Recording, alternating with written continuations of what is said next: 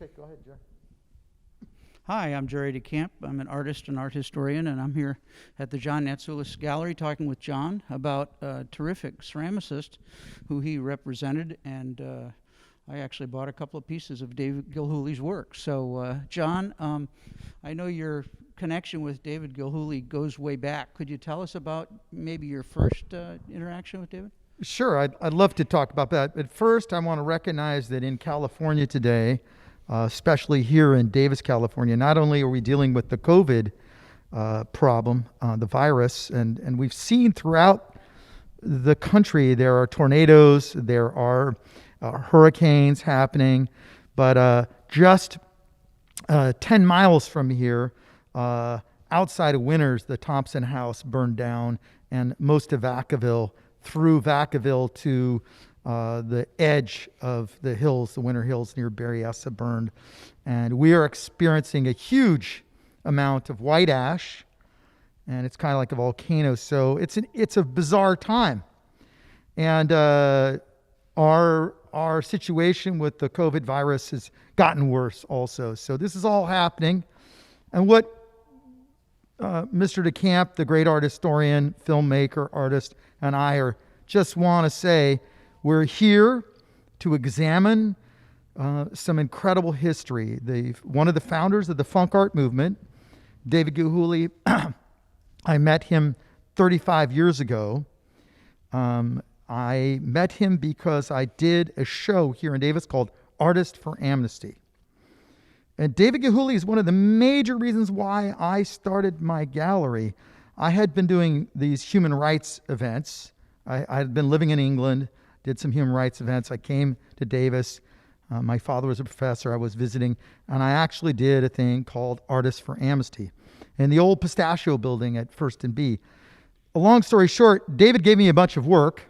The show was over. It was only one night. We raised a lot of money, and I had a couple, Terry Lyon and James Cook, who lived right near the high school in Davis, and they bought art. They called me up and wanted some David Gilhooly. So we drove up to the foothills where David was living at the time, and they bought a lot of work. I did not have a gallery at this time. Really? Before And, the gallery? and they wanted to fill their old iron stove with these different, frog fries and bacon and eggs, frog bacon and eggs, frog borscht, frog chili, etc. So I was kind of blown away because I got a check for my commission in the mail. It was quite substantial. And actually that really pushed me into starting the art gallery. I was thinking about doing a jazz club, wine bar, art gallery because I had been to quite a few of those and even played in London. They had quite a few in England at the time. So we're real excited to introduce this piece that we've got coming up here. This is David in the gallery, the John Natsoulis Gallery, 30 years ago.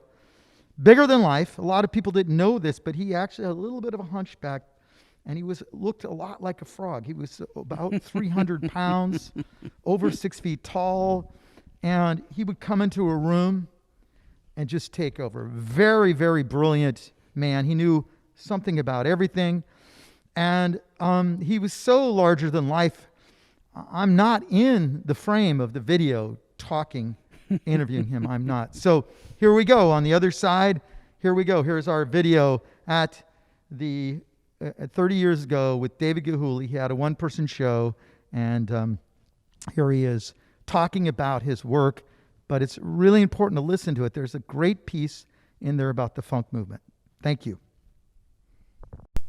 Dave, in 1961, you were an anthropology major, weren't you? Let's see, is that the year I graduated from high school? You've been reading I don't remember what year. What year did I graduate from high school? Okay, 60, 61. No, when I first came to Davis, I was a biology major. But that doesn't mean a lot in the first year because you got to take those dumb, rotten courses like English 1A and chemistry. And what was that other one? Awful one that I couldn't stand. Maybe it was German. Yeah, that's why I thought, gee, those courses were awfully hard. There must be something better. I forget why I switched into anthropology.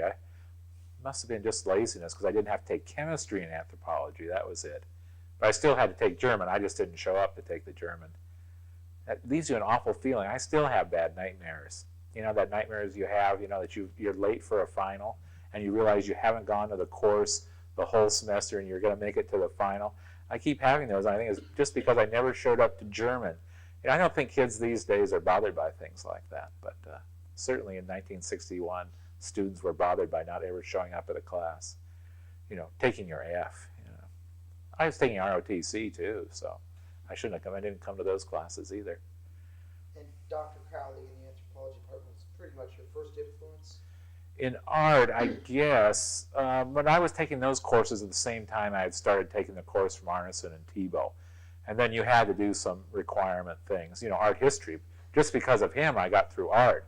Otherwise, I would have had taken courses from real art historians, you know, those guys that taught the Renaissance and Baroque, whose names shall be nameless, who I hated, and I hated the whole concept of the class. But I could take his sort of anthropology art classes and get all my art history out of the way. I never took one Baroque or Renaissance art history at all. It was wonderful. Thank God for him. I would never have gotten through art either.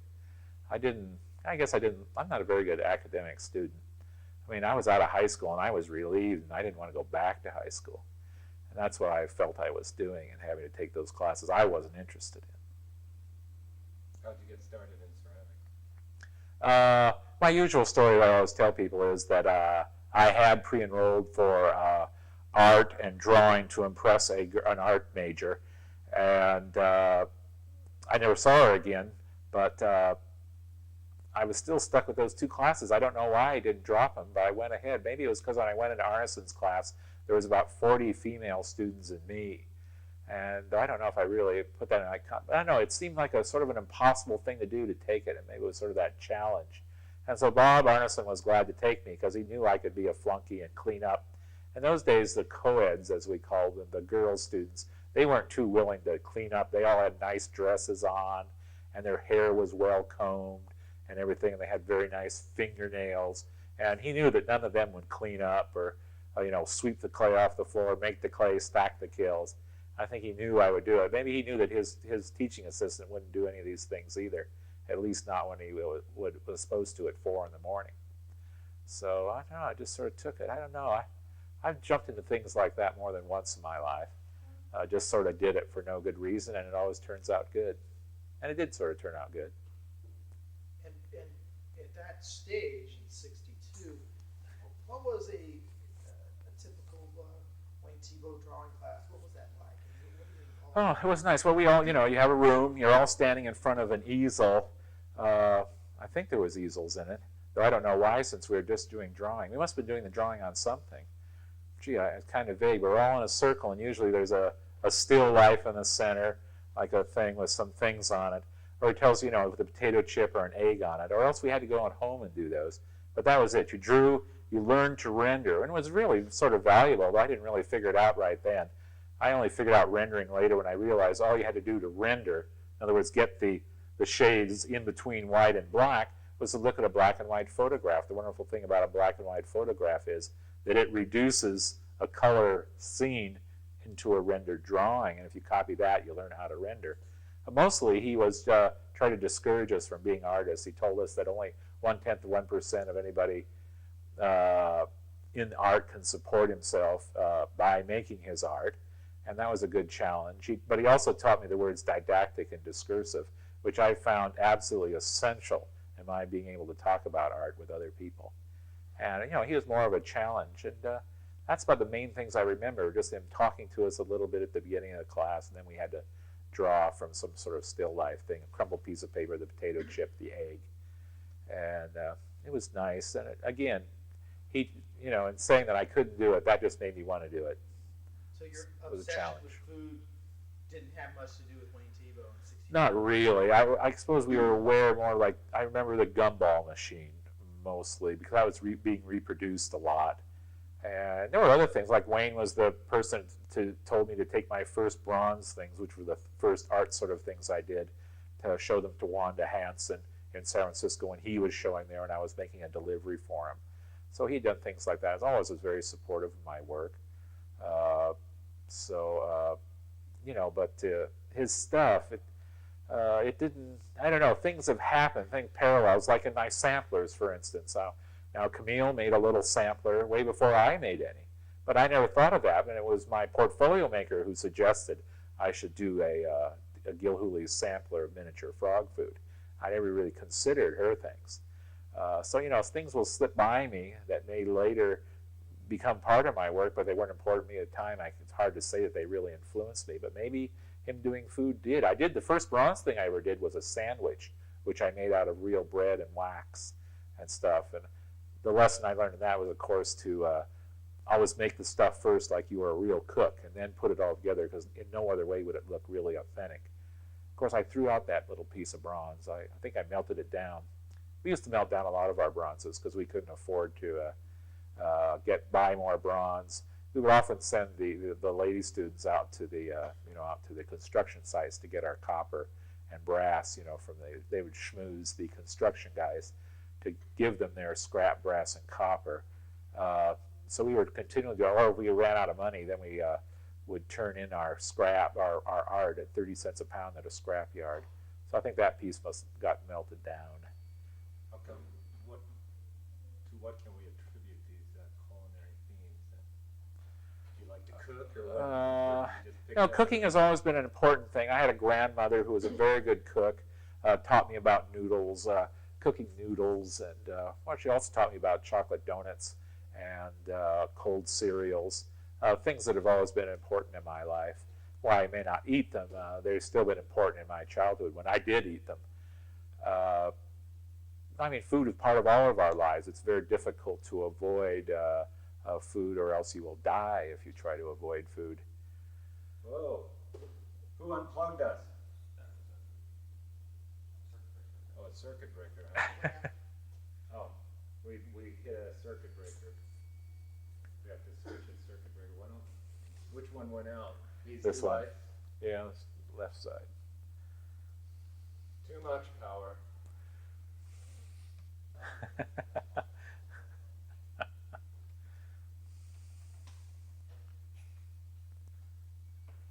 So after all the girls left, why did you keep doing ceramics? Because I didn't know any better than to, maybe I didn't want to go back to anthropology. I don't know. I did finish off some anthro to get rid of my breadth requirements in physical sciences, but I don't know. I wasn't attracted to any of those girls. Right. I don't So know. they left, I was but attracted. you kept doing I don't know. I think I was attracted to someone who'd give me a little freedom and responsibility, which is certainly what Arneson was willing to do. And what did Arneson? Arneson never noticed that I appreciated the responsibility. I think he was happy about it, that someone was willing to do those things, and so he didn't have to come around and get up early in the morning. But I don't know. It's a funny time. I could talk about this over and over again for hours and hours, and it would change, and I'd think of more things every time. It's like talking about food. The first thing you ask me, I'm going to think about my grandmother, think about her fig tree and making fig jam, or the chickens she had in her backyard in downtown San Bernardino, and the idea of collecting eggs, going out and looking in nests. Again, food, looking for treasure. Food very much is tied up in treasures and finding good things, as is growing food, a miracle that comes out of the ground and you hardly have to do anything about it. You can go on for days. How does food come about? Right. But by 1964, there was some type of 64, 65, 66, and 67 were important years in the cohesive group of people that helped form an early kind of movement that brought the craft tradition out of crafts and into an art form that was considered humorous and of course we call it funk art. Roy DeForest called it nut art. What was that like to be with those people and that synergy and what was it like? We have no idea because we're living in a very individualistic society today with a bunch of individual artists. Well, we were very individual. If we hadn't been individuals, nothing would have happened. But we were very individuals working in a space, and it was very family. After all, students are away from their home for the first time. They're again looking for a family. None of us belonged to fraternities or even considered it. But I remember the guys in my dorm, we did find, when I stayed the one semester back at Hall, we did found our own fraternity, which was Alpha Gamma Rho. I think it was Alpha Gamma Rho. No, it's PG&E, Pi Gamma Epsilon, Alpha Gamma Rho, Pi Gamma Epsilon, PG&Es, because one of our guys, kid's father worked for PG&E. He got us little Sparky buttons, and we wore those. So the idea of a bunch of students working in a place, it's like being at home. We were all working in there. What else do we have to do but to make things? And we had a building with plenty of space and everything we needed. And so we all went there and spent all our time doing it. I don't know what other people did, but I just made stuff all the time. Maybe Chris, I can't remember what Chris Arms said. I imagine he made things all the time himself. I know Margaret Dodd had her children to take care of, but when she didn't work in TB9, she worked at home. But it's just that we all, none of us wanted to make the old things. We were disgusted with old things. It's hard to say that we took crafts and started something else with it, because we were not, the material was a craft medium, but craft generally implies sort of a technical prowess, some sort of a technical way of approaching a medium. And we definitely did not have that when we started in clay. We did not have craft abilities. So we invented new ways of working with clay. And, so then you get a bunch of people making for the first time objects. Because what we were seeing were objects. The Thibaut paintings were essentially paintings of objects. Pop art things, the Oldenburg things, were essentially objects. And that's what we wanted to do. The potters hated us because we weren't making a vessel, which is basically an abstract thing. A vessel fluctuates. People make subtle changes to the shape of old Chinese Sung Dynasty jars and are potters. So that's really very abstract, but we were really formal object makers. We were making things that exist, maybe in our way, in a way reflected by the clay, because if you like Margaret Dodd making cars, if she had taken the car and just made slick metal-like surfaces, it would have been nothing but sort of a photograph of a car, but she didn't. They were lumpy and dopey and cracks, and the glaze was not opaque. It was very transparent, so you saw the clay and the color, and it was lumpy and rough. And this is the way we all approach things, whether it was Chris Undersayer's Boy Scout things, which essentially certainly weren't photographs taken from Boy Scout manuals or from National Geographics. Certainly when Bob made roses or bricks, you weren't going to take those bricks out and build with them, and the roses didn't smell nice. They were giant, in fact, and would make better door stops than things for vases. So we took the objects we liked. We each, one after another, picked up objects we liked and made them. I first liked making animals for some reason, mostly probably because I liked Tarzan movies and things. And Vandenberg, first made non-functional tea sets, which maybe appeared at first to function, but the lids were glazed on, the cups were squished flat, because he was, again, we were all, like he was, reacting against the potter tradition, which he had belonged to.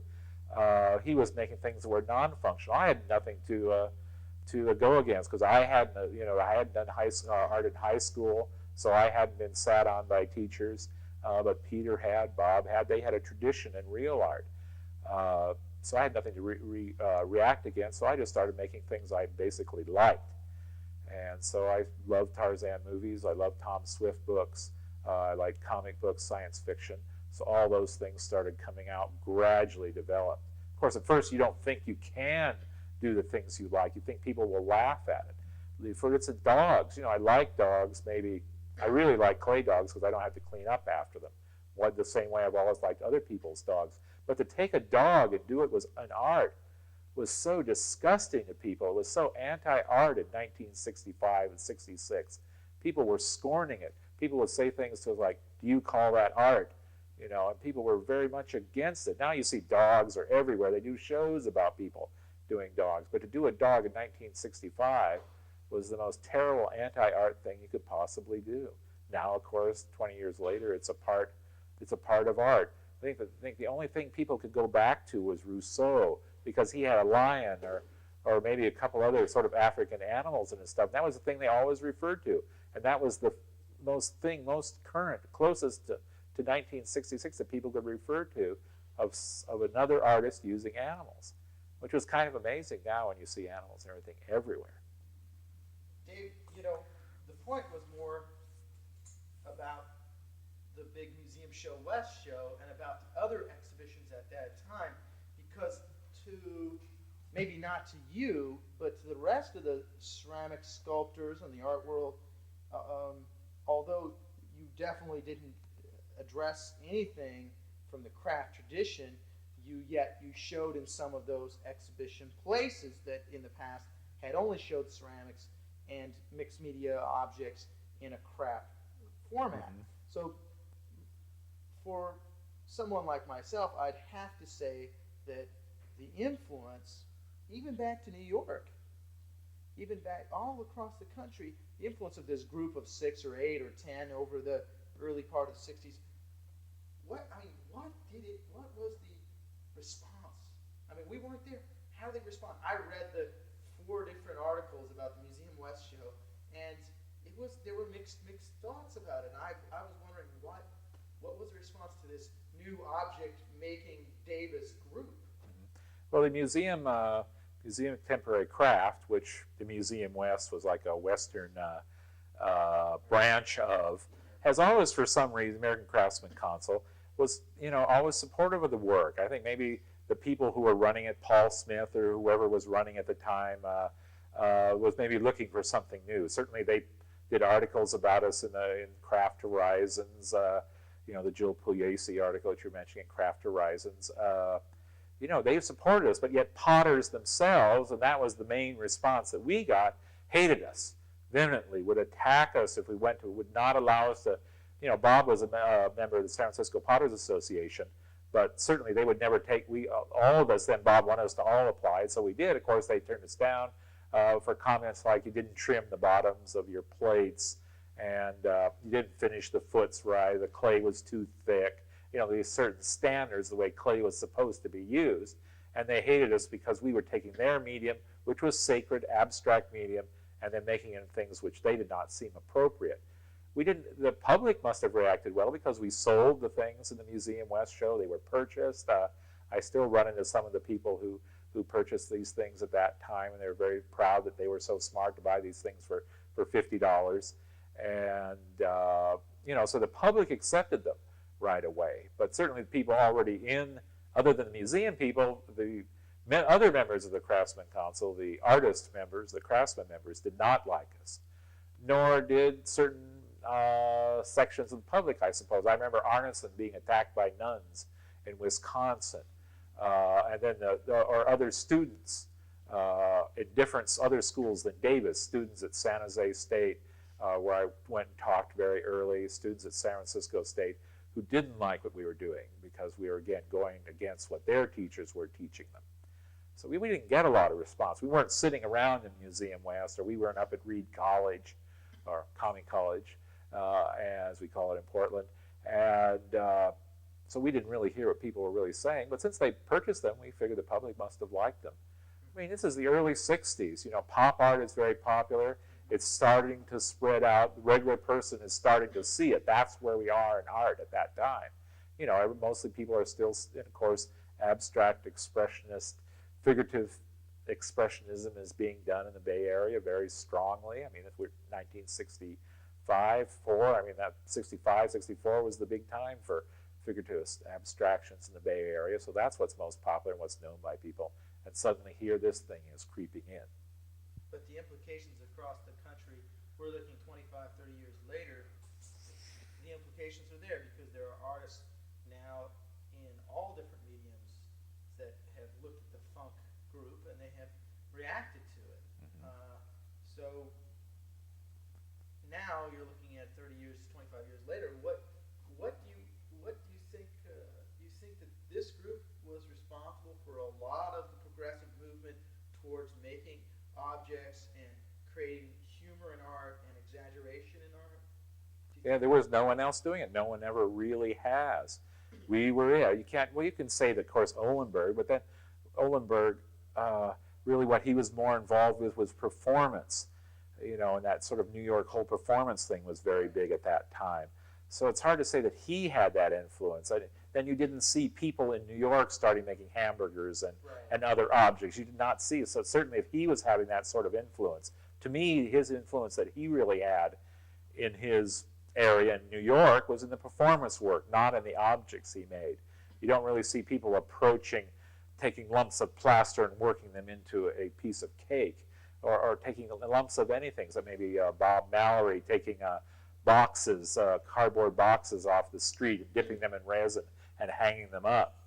I don't really see that it spread from there. It really seems that it spread from the West Coast because it struck not only what we were doing, but it was almost being done by Peter Saul, by Rhoda Forrest, by William Wiley. I mean, they were all starting to make these things. They were making them out of clay, but they were starting to be more object-oriented in their own media. So this really did come from the Bay Area, and it did spread from here. It wasn't just us making clay things, but it was because those other people were also making their objects in their media. And, you know, and funk itself, what the really meaning, if you're going to use the term funk, was that it was a disregard for tradition and materials. It didn't have it didn't have anything to do with blues music or anything, or being down and funky, which I guess was a later post-hippie popularization of hippie sort of ideas into disco. It was nothing like that. It was just a total disregard for any tradition in any way. But if you look at the influence in the art world, you look at some people like Glenn Takei and Jeff Nebeker and Anthony Atsoulis, and there's a whole group of people who are sculpting and painting object-oriented art, and I think that influence might not have been so much sculpture, but a lot into painting. And we look at that today, and what do you think about people that are kind of carrying the flame and keep doing these things? There's painters and sculptors, like I mentioned, that are continuing in the vein of Bob Arneson and David Gilhooly and Roy DeForest and Peter Saul and that group. Is that a positive thing, or would you like them to go off into their own space? Well, I mean, what else is there? I mean, it's a natural thing. It's like saying, who did the first vegetable? Well, vegetables are for everyone there, for everyone to do. And in the same way, a type of art, an approach to art is there for everyone to do. You can't say really one person started it, and he should have exclusive rights to it. I mean, it's good. I mean, how much really decent contemporary abstract art do you see? I mean, I think of Gustavo Rivera, or Gus Rivers, as we like to call him. He's about the only one who I see really working in a real contemporary way. There aren't a lot of people now, but people are coming up with great new ways of working with, real dopey, figurativist sort of stuff, like he's saying, Tony Natsoulis or Jeff Nebeker or whoever, working with the figurative and nice, dopey, funky, if you will, or nutty ways. There's lots more to be discovered. We haven't even scratched the surface of what can be done with objects and with a non-traditional approach. So the more these guys are not carrying on a tradition so much as they're still inventing it. We're going to be inventing it for a couple hundred years till we get to a point, just like people are ceasing to invent abstract things. That's come as far as it goes, because too many people now do not approach it the way Jackson Pollock started doing straight traditional things. Gradually these things changed as things changed within him, and they became those odd sort of geometric sort of American surrealist things, and then suddenly that disappeared, and they became reduced to these just streaks and blobs. Those sort of, you just can't start making abstract stuff. So that's probably the problems with abstract things, is you don't have the basis, you don't have the real need to do it, and it hasn't gradually evolved. What I was curious about was going back to college, and I noticed that you've returned several times to Davis. You got your bachelor's and master's degree there, but what is to account for this richness that you experienced there? I mean, it just didn't stop. It stopped in the early 80s, but it went on and on and on, 60s, 70s, 80s. There were groups there. And I mean, here you have somebody like yourself, 24 years old, probably one of the youngest people to have a show at the San Francisco Museum, a one-person show, and then you have all these, you have such richness there. What's to account for the richness? How were you in a position at 24 years old to have a show at the Museum of Modern Art in San Francisco? Well, I had the desire enough to work 16 hours a day to get to a point where I could. But then also you have at Davis, again, complete freedom from tradition. There was no established art department. The art department was very young, and certainly you can't say Wayne Thiebaud or Wayne Peterson were very traditional people. They were still looking for things, establishing their own sort of ways of working. And you could park anywhere you wanted. It was easy to live. There was nothing restricting you at Davis. I mean, there's nothing less restricting than an agricultural college. the smell of animals, or a wild creek behind temporary building 9 where we did ceramics, where beavers came down and turtles and stuff, and also where you could throw all your old work that you hated. There was no restrictions. If you've been at Berkeley, here you had at Berkeley, or at San Francisco Art Institute or California College of Arts and Laughs, there was a tradition. People have been working there. There have been tenured faculty there for 20 and 30 years, and they were trying to maintain their own thing. They had their niche, and they would have been afraid to try anything new. And Davis was wide open. Anything could happen, and certainly anything did. And as you say, groups of people kept coming through. Every few years there was another group of guys who really worked closely together and came up with another sort of a branch to the Davis tree. And it was nice. And of course, it became more and more restrictive. The teachers themselves became more and more set in their ways, and it wasn't so wide open anymore. And started looking towards retirement, and the buildings started being repaired. TB9 was fixed up in the mid-70s and became all nice, and you couldn't throw clay around it so much. Well, except for the year I was there in 75, 76 when they were fixing it up. We still threw clay a lot and had giant blowgun fights and stuff, but I don't think that tradition has continued. And then after Davis, you basically took the road to teaching for a short time.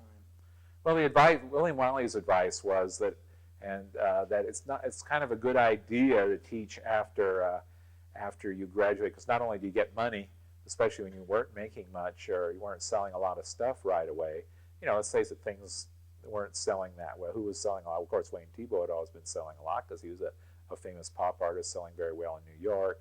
But nobody else was really selling a lot. But Wayne thought it was, Bill Wiley thought it was kind of good. He once told me that he thought it was good that he taught because it sort of established a work habit. Because you knew there were certain times when you had to go to teach, so you sort of worked between those times, and you weren't just sort of lazing around saying, well, I'm out of school, I can do what I want, I'm an artist, and just sleeping till 11 and not getting any work done. You sort of had to get the work done because you knew you had to go and teach. So it established kind of good work habits. And I taught for let's see, how long did I teach? Well, I taught till, I don't know, I taught 2 years at San Jose State, and I taught part-time, 2 years at the University of Saskatchewan in Regina. And then I taught part-time for 5 or 6 years at York University in Toronto. Taught 1 full year here at Davis. Sac State, 2 summers. After that, they didn't let me teach anymore because one of their teachers said I stole the transmission from his truck. So I didn't get to teach there again. I don't know what I would have done with a transmission. I don't even know what a transmission looks like. But, oh, well. So the work started to change when you got out of school, mainly because you didn't have a kiln. Is that what happened? Well, yeah, when I left Davis, I didn't, you've had these big kills at school. You don't really think of being able to set up your own studio. And it would have cost me a whole $300 to set up one. I would have had to put lines in. And in, late 60s, $300 was still a lot of money. And getting a teaching job of $14,000 a year, teaching drawing and watercolors at San Jose State, I just didn't really think you could. I didn't really think that far ahead. It's, an idea, there's a window, a door closed in front of you, and you can't confront anything beyond that door. You can look at whatever is written on the door, but you don't really realize, gee, I can open that door and keep going. And I just really didn't think of it. So I would take my clay back to Davis and get it fired. I mean, I did return to Davis every summer, but eventually I realized I could have my own kiln. But it was nice to come back to Davis every summer until I taught the 1 year, 75, 76. It was nice. Bob let me come back, have a studio. It was nice and empty. Buy clay, start using the kilns again, and again recreate that little thing again. Bob and I sort of working together in the same space, which has always been real good for both of us, very fruitful artistically for both of us.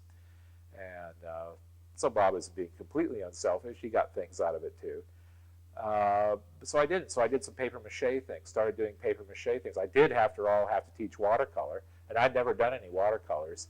And since you had to teach it, and I didn't really, people told me you wet paper and you tape it to a board, and I didn't think that was very interesting. So I thought, well, I could do giant paper mache animals, anteaters, warthogs, and things, and then get cheap poster paints and, mix them with water and smear them over the a gessoed surface or some sort of light surface that you'd paint over the paper mache, the newspaper paper mache. And so I had all my students doing that too.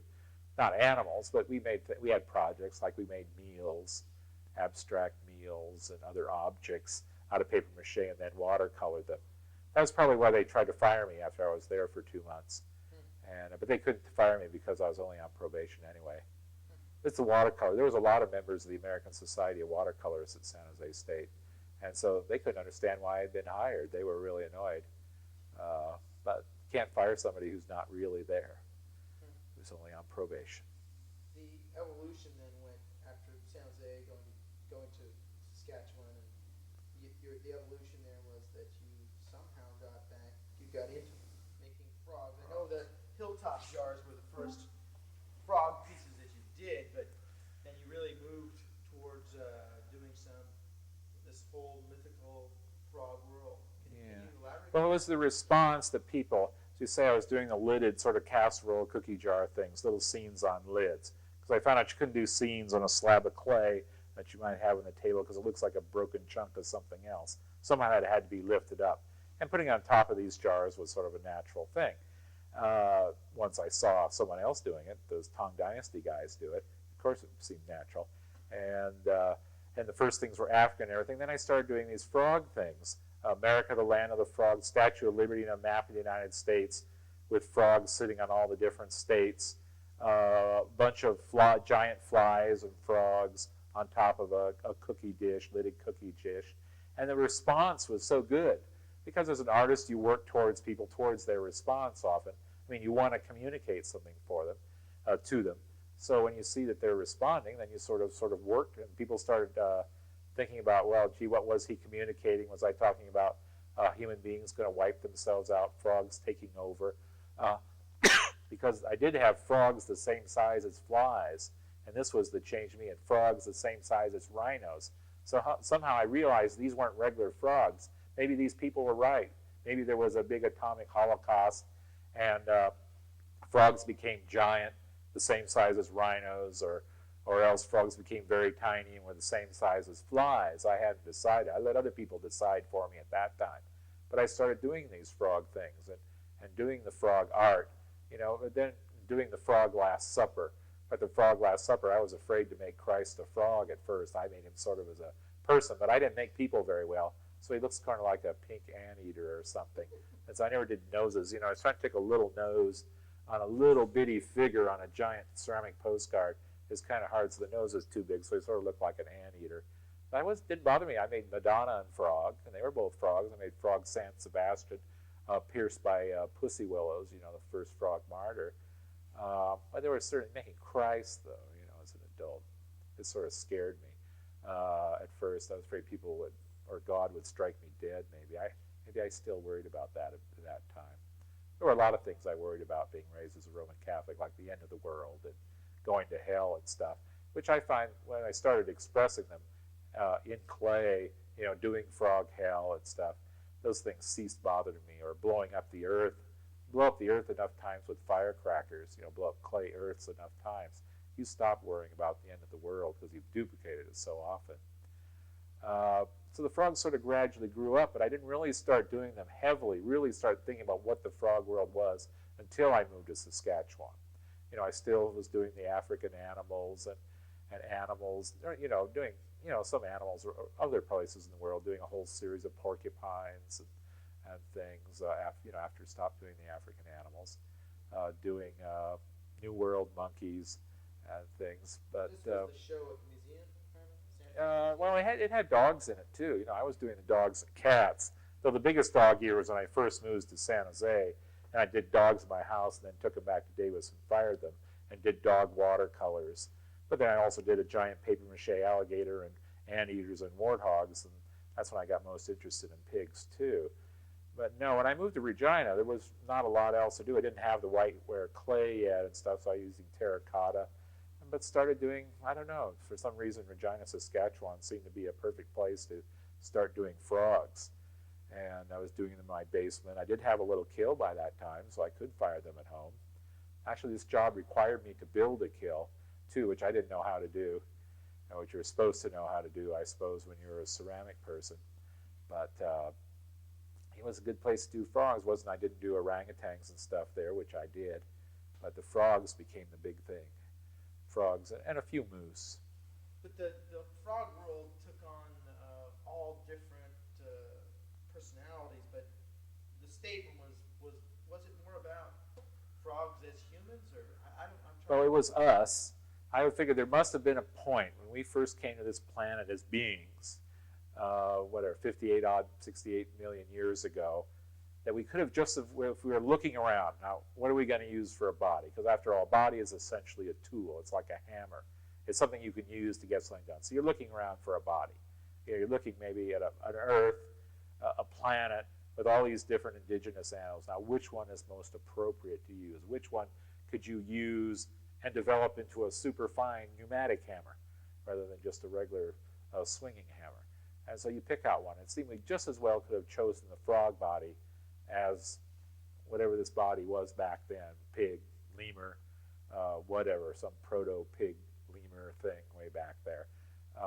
We did choose that one. But say if we had chosen the frog body, how would then we as beings have developed on that earth? Or how would history have been if we had been frogs rather than this pig that we are, using this pig body? And so sometimes you find that in the frog world, when you look at it, if you look at the pieces I've done, sometimes history is paralleled ours, but at other times it's diverged greatly. There are characters in the frog world like Mao Zedong and Queen Victoria, which seems to be parallels in our world. But yet their roles, their length of rule, what people thought of them was maybe different in the frog world than we think of them. And I've explored that. Of course, people say, well, what you're doing is satires of human beings. In a way, that is one level of it. I am then saying what I think of Victoria, what I think of Mao Zedong in what I've done. And that's true, too. You can't miss a chance. And then, of course, to people, since they are frogs, it seems whimsical. It seems humorous to them. Though actually the work is not humorous at all. But because I did use a frog, now if I'd used pigs, people would, if I'd had a pig world rather than a frog world, people would think about my pig world completely different than they think about the frog world. Because we have so many preconceived notions about the pig.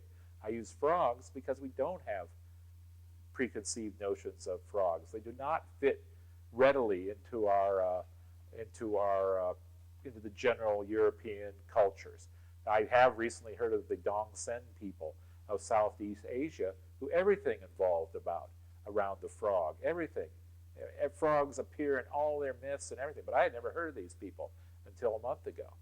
And but general course of European, even African, Western Hemisphere tradition, there is very little dealing with frogs. Toads appear, but frogs do not.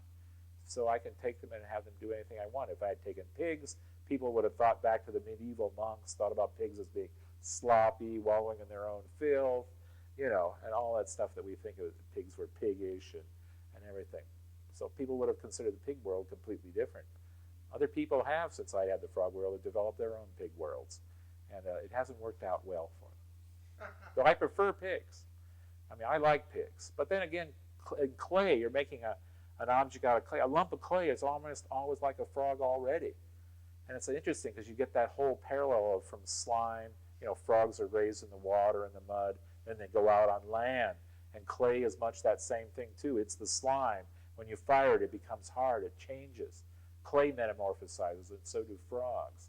So there's some real interesting parallels that have naturally occurred. I've discovered, I should say, as I've worked with frogs and worked with clay. How did you make that? I noticed in the early 70s you made that switch from frog busts and frog people, and then you made this big evolutionary move to get into Associate them.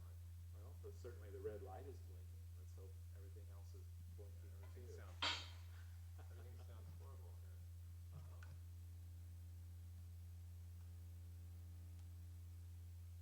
That must be the battery is dead. No, that's While we're here. okay. I did ceramics for about 8 or 10 years. Right. And one thing that I got pretty tired of was the dirt, the dust, the chemicals, Yeah. the floating grime in there. Right. I was just wondering if why, maybe you could talk about how you've changed lately, or how maybe you Sure. do ceramics and Well, mediums into that your- wasn't really a consideration, the dirt and stuff. I discovered that if you find a real good chiropractor, though chiropractors are just as hard to find as a good allopath, a good MD, if you can find a good one, he can tell you, if you've gotten too many solvents in your system, or there's some heavy metal or something that needs to be cleaned out. Because contrary to what medical doctors would like to tell you, since they don't know too much, these things can be handled. And I found good chiropractors, I think, about 1978, 79, 80, right in there. I discovered that you could do this. And so, I kept on top of that. And even now, up in Portland, I have a real mean German chiropractor, or maybe not so mean, but you think since he has a real good German name, you better be nice to him, because he might be mean. But he'll certainly tells me if I've got too much solvent, something in my system, then he gives me DMSO. Oh, well, you got to be concerned about that thing. But then working in prints, I became much more concerned using methyl ethyl ketone or some of the other solvents. And certainly a painter would be much more concerned than a ceramist. Of course, I wouldn't. I've known people who are printers who print and live in the same place, which is deadly. You never get away. At least when I work in clay, I may work in my garage, but you vacuum up every day, and the glaze is a liquid. I don't mix my own glazes out of powders, and they all come in a liquid, so they're not going to be flying around. And you throw out the water that you use. You don't eat while you're doing it, glazing, because that's the killer, of course, is the glaze, because it has lead compounds in it. Or even that's the low fire glaze, has lead in it. But then even the high fire glazes, which don't require the lead to lower the temperature of the flux, in other words, when the chemicals turn to glass, it still has things like barium and zinc in it that are deadly. So you buy manufactured glazes, first of all, and that's what we started doing right away. I started using commercial glazes. A lot of our influence comes from these commercial ceramic hobby shops. The molds, the casting molds Arneson used so much, or the commercial glazes, which I use so much. If you buy things already prepared, not preparing them yourself, I don't mix my own clay.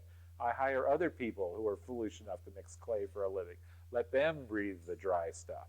And so I just have these nice wet lumps of clay so it doesn't get me. Of course, there's dust, but I vacuum it up. I track dirt onto the carpet.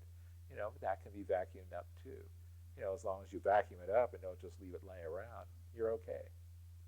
And the plastics, of course, are nice because even OSHA says that they're completely inert. But when I go to a big plastics factory where they're taking plexiglasses and making them into objects, and I see all these immigrants there making this stuff, no one's wearing dust masks, no one's wearing earplugs, there's no concern for the solvents and the glues, because OSHA said it's okay, it doesn't hurt you. I am concerned about that. I don't think you should live in it, work in it every day. Those people working in probably, at least minimum 8-hour days, and the only guy wearing any safety equipment was the guy chipping blocks of plastic with a chisel, making ice buckets that sort of looked like lumps of ice.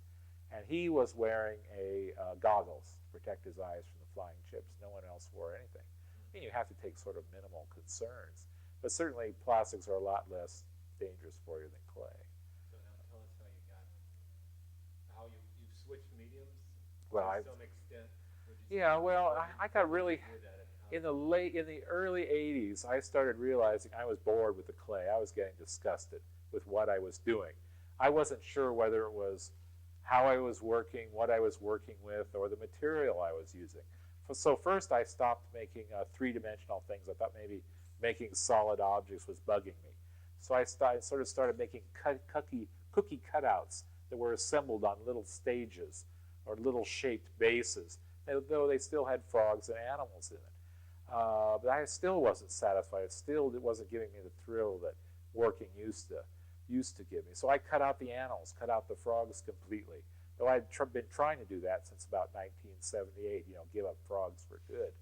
It's like a bad habit.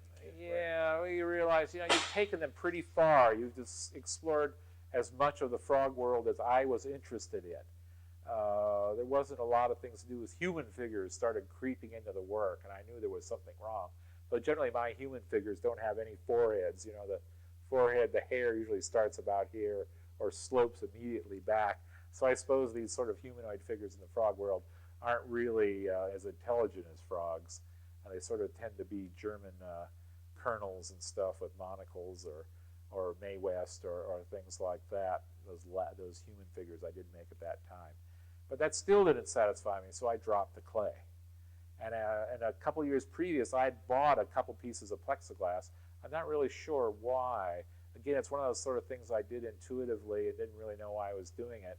I had heard a David Bowie song called Crystal Japan, and the idea of something being crystal, a landscape or a place being crystal appealed to me. And of course, you can't do anything clear in clay. Clay is very opaque, does not respond to light.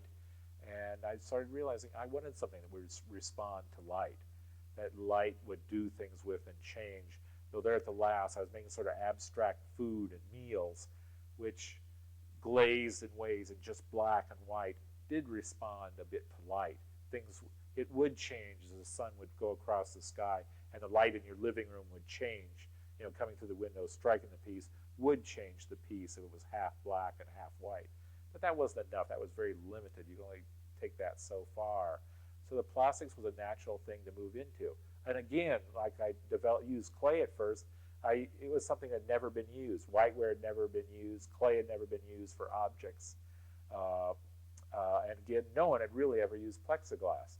It's true, surrealists and Mohenaj, other constructivists like that had used plexiglass or lucite or perspex, which were the early types of clear plastic, as sheets, and it's sort of molded, but they only used clear.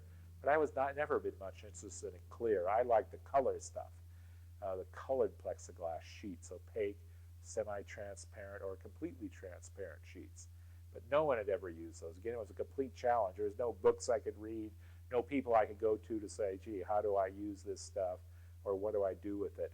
And it was nice, because again, I realized in clay, I was forced into what I made by the media, in a way, because there's only certain things you can do with clay. Though, as a media, clay is less restrictive than any other.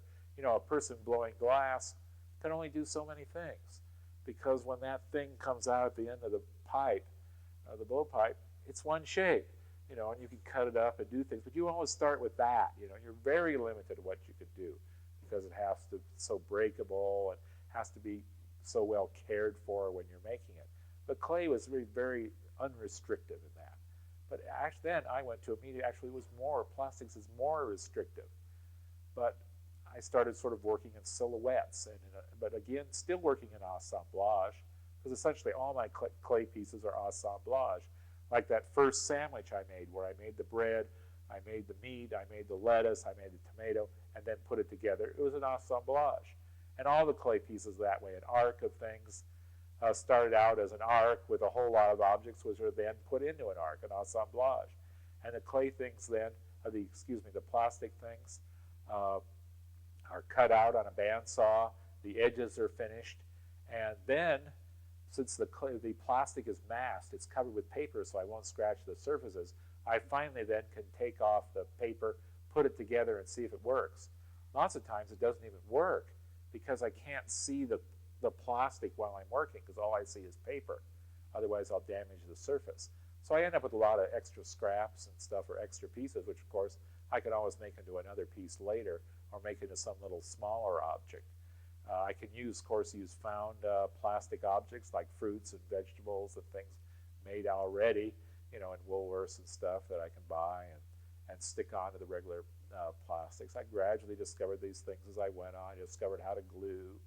I found out I couldn't use the regular glues that they use to put plexiglass boxes together, because it wasn't thick enough. I discovered a glue that was very thick, laminating glue, so I could stick all these things together. I discovered you get air bubbles, and sometimes the plastics change in color when glue is sandwiched between the two pieces.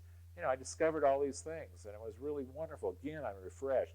I mean, right now, I can just look through the titles of the plastic work that's up here, and it gets me all excited about going and doing the pieces which I plan to do next. I always have a list of about 20 things. In fact, I promised a museum where I'm going to be having a show in the fall, the San Jose Museum, that there's certain pieces that I'm going to be making. It's an outright lie, of course, because I know these are the ones I want to make, but who knows what I'll discover in that process. Of course, some of those will become pieces. I really think that I saw Elvis at the salad bar, but I also, since I promised that, I realized even more, I want to do My Body as a Battleground, which is a parody of a feminist piece, where my organs and stuff are fighting inside my body, and my skeleton is so disgusted it's leaving my body, and I'm probably going to turn into an amoeba at the end of this battle. That is the implication anyway. And this is a mass of plexiglass, of color, of glitziness. People say I used humor in the clay to attract people in a way I did, but like I said, I don't consider it humor. To me, it's usually pretty sinister or serious, downright dark. And certainly if it's any humor at all, it's very dark humor. It's like it's some movie like, was it Sometimes a Strange Notion? There's many movies which to me are very dark. Early Sean Connery humorous movies that look humorous but are dark, that deal with art. And certainly The Horse's Mouth, Joyce Carey's book with Alec Guinness playing Gully Gibson, to me is funny, but it's very dark about art. And this work is very dark in that way. There may be humorous aspects to it. You may respond to it in a humorous way, but that is not it. That's just what attracts your attention. But to me, the plastic, if there are humorous aspects in it, and indeed there often are, even in the earlier plastic stuff, which really dealt with satires of political art. Suddenly, about 5-6 years ago, or maybe the early part of the 80s, artists suddenly, to be politically correct, had to have a political viewpoint in their work. Many artists started doing work about nuclear war, as if everybody's in favor of war, and only they're not in favor of war, and they're trying to tell us, that give peace a chance, or not peace a chance. Of course, people who don't like peas would say give peas a chance, but so I was doing satire of social art. In other words, art with a social conscience, and a lot of the earlier plastic stuff was that stuff. But there's a glitziness to the plastic, which is even glitzier than the brilliant low-fire colors I use on the clay pieces. They're so glitzy, so beautiful and gorgeous. Everybody loves it. Then that'll draw them in. Then they see that it's not that funny, not that beautiful.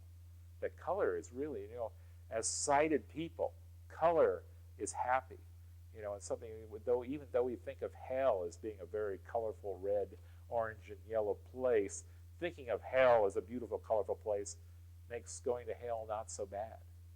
If you really wanted to scare people, you make hell a very drab place, like that Richard Burton movie 1984, the Orwell, Richard Burton version of that. They've intentionally made that movie very dark and somber. There is no color. So, for many years when we were supposed to hate the mainland Chinese, they never showed color photos of Beijing. You always saw black and white, so that China looked like this uncolorful place, so we would hate it. It's like, or of course it's the same thing, World War II wasn't a real war. It didn't really happen because we only see it in black and white.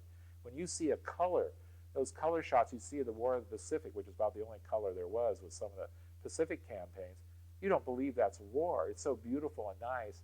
That's not, people weren't dying. That's too colorful to be dying. It's just like people won't watch a black and white movie anymore because there is this attitude about it, the attitude of lack in color. That weird color, the response, people really have more response to color than to humor. And that's why I love this plexiglass, because it's so colorful. Do you have a couple of favorite pieces in this show? Oh, sure. I mean, the favorite things to me, of course, are the things I've worked on most recently. The most recent one is I've been doing parodies of Sam Francis's art. Sam Francis, the great international abstract expressionist, actually a Berkeley graduate, student of Hans Hofmann, who then went to Europe and absorbed the last of the great Europeans, and then came back and then splotted paint around in his own special way. I've been doing parodies. I got tired of doing parodies of Marcel Duchamp or even of Arcamboldo, someone I worship. I got tired of doing those, and so started to looked around for someone contemporary who I could deal with in the same way, whose image was so pervasive in art that I could do parodies of work and people would know what I was talking about. You look up any auction catalog, there's always at least a dozen Sam Francises for sale, because certainly you could slap out paintings very quickly when you indeed slap paint. And I like his grid paintings the best, where he painted essentially a dark grid, like in a very elaborate tic-tac-toe pattern, and then filled it with color. And the most recent one I did were, rather than using color, spots of colored paint, which I've certainly done a lot. I personally think my Sam Francises are now better than his. My plastic Sam Francises work better than painted ones, because mine have depth and color, and you can see these colors much better through it. Besides, he doesn't make that good of ones anymore. But I've got a new grid work where rather than using paint, I've used insects. And you don't necessarily notice they're insects until you get up close. At first, from far away, they do just look like a Sam Francis, until you notice that rather than being blots of color, they're insects. And of course, insects with legs and antennas are a lot of work to do in plexiglass, and I break a lot of legs and antlers off, and I have to discard a lot. But in fact, it makes me weird just to even have to cut them all out with a bandsaw. It's a lot of work, and I go deaf if I didn't wear ear things. If someone was going to do, you were going to do a parody of David Gilhooly, the guy who does all the Yeah. and all that plastic plexiglass. What would you do? Well, actually, I have done a few parodies myself. I've been doing just for money, for bucks, until people get more used to the plastic things and really want to have those in their home, or have enough guts to have it in their home. I've done frog food, which is essentially parodies of my own work. As Picasso said, copy everybody but yourself. So you start copying yourself. In a way, you're parodying yourself. So I've been doing, frog Big Macs and frog baked potatoes with frogs playing in the sour cream, and frog hot dogs, where instead of a wiener, there's sort of a elongated frog. But lately, I started doing those in giant size, like a giant frog dagwood this tall, and I've been parodying them. And then I've always, I've been trying to give up frogs, like I said, since 1978. And when I do a piece, which is like the final frog piece, I've done about 12 final frog pieces. I think one of the first ones was a real broom, which seems to be sweeping out a pile of ceramic frogs out of your house. Or like the piece behind me here, which is cleaning out the fridge, which is not only portraits of all my relatives who maybe were sponging on me, and I tossed them out of my house by cleaning them out of the fridge, if that were really the case, though it isn't actually.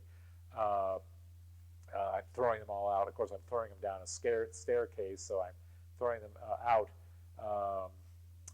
like Marcel Duchamp threw things down staircases. Because I always think of the nude descending the staircase as a woman being thrown down a staircase, rather than one actually walking down the staircase of her own volition. And knowing Duchamp's attitude towards women, it could well have been what he was doing, getting rid of women by forcing them to leave by descending the staircase. Though I don't know if Anne de Harnoncourt would agree with that interpretation of it. Certainly it seems more usual interpretation to me. So I keep, getting rid of frogs. And every time I do that, it's always a parody of the frogs. I suppose, I would package up my frog food. When I wanted to stop making frog food, I had sort of packaged up miniatures in a big ark and set it on fire and sent it on its way to Valhalla, giving it a decent Viking burial.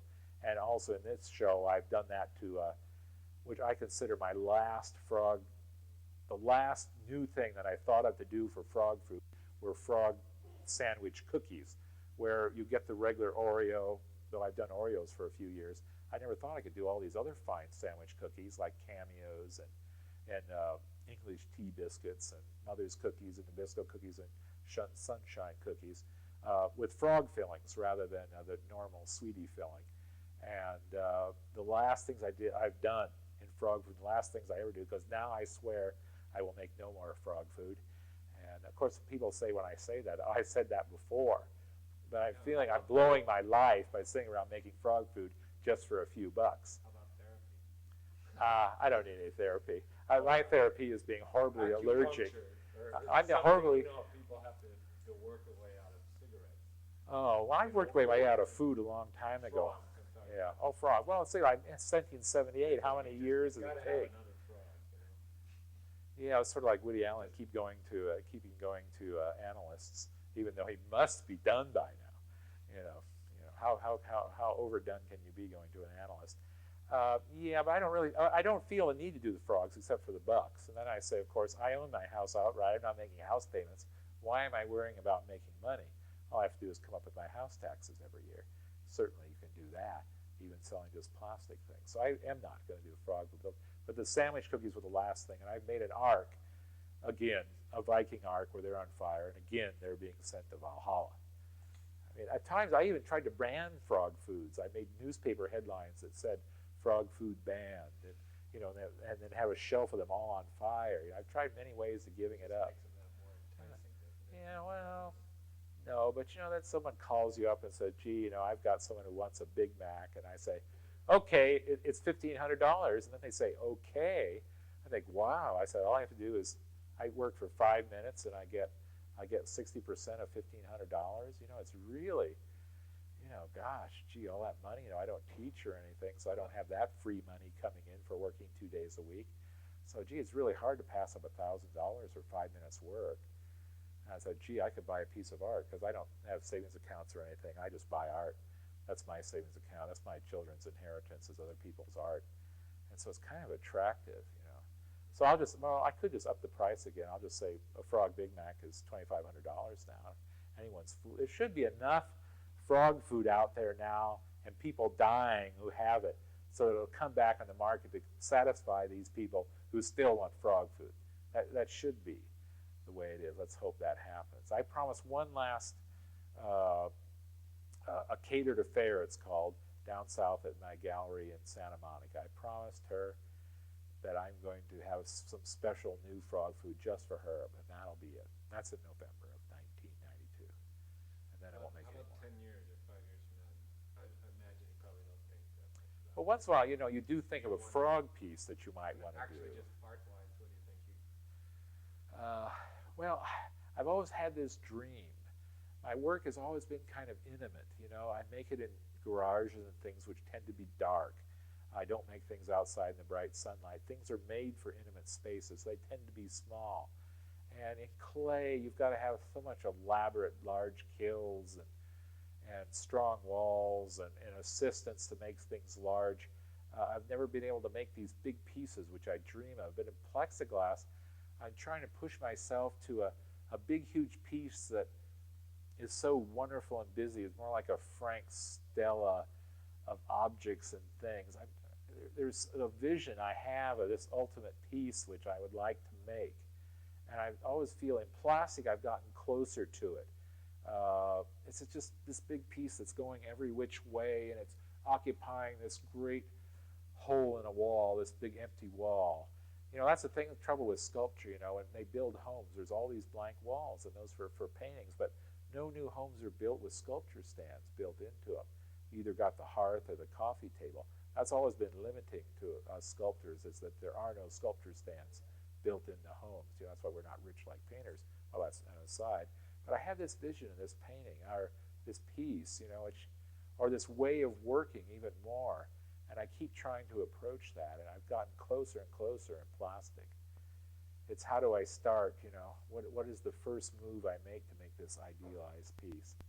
I know it's there somewhere, and that's what I hope I'll be doing 10 years from now, that I will have that piece, and I've gone beyond that piece to make these big, huge, wonderful things that maybe would even fit on the walls of banks. Or art in public places. Yeah, right, because usually clay isn't too good outdoors. Not that I don't have a few pieces outdoors. I could do it in bronze, but then it's just an object. To me, the flatness, I don't want to do a painting. Though sometimes that even looks attractive, but to me a painting is too much like getting a whole bunch of different color of glazes and slopping them onto a plate and letting all those colors run together. I suppose that's more of a Paul Jenkins ceramic piece or a colorist piece. There's all these sort of ideals sort of out there. You're always sort of reaching for them, and I suppose if I caught it, I might stop. Nah, I would just have thought of something else to move on to after that. How about, would you give it, 1% of what was it, 1/10 of 1%? Of the artists that survived making their own work? Yeah, Yeah. I wonder if You that's know, anymore. I certainly do survive just doing my work and not You know, teaching. there's going to be a lot of art students watching this piece at some time. What kind of advice would you give them? That you should never listen to anything anyone tells you. It's like when you move somewhere, you're moving to a total new place. You're asking people, you're concerned about it, so you're asking all these people, what's it like in Cheyenne, Wyoming? So other people who have been there give you their ideas what it's like. But if but when you come there, you're going to perceive it entirely differently. So don't ever listen to what anyone else says, because if you do, you're going to give yourself limitations right away. And certainly, a lot of people are going to be limited by a statement like that Wayne Thiebaud made to me. To me, it was a challenge, something I would fight against. It's like authority, which I've always resented horribly. It's like authority telling me what I could not do, or what the parameters were for what I was going to be able to accomplish. So that just made me mad. And but not everybody feels that now. Not everybody is obnoxious or rude as me. And they're going to be limited. And I hate to see any artist, a valuable artist, lost. I mean, the hell with bodies. It's that being and what that being can do.